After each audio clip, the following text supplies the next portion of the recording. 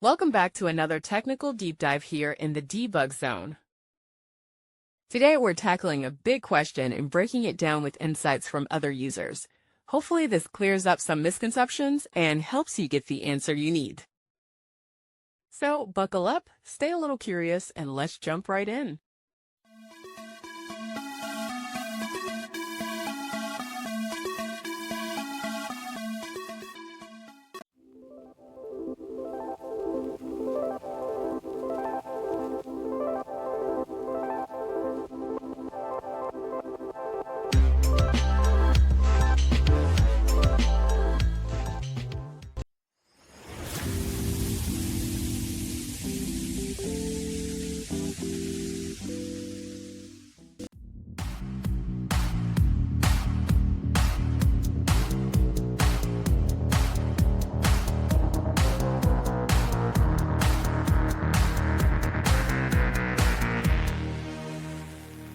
And that's a wrap.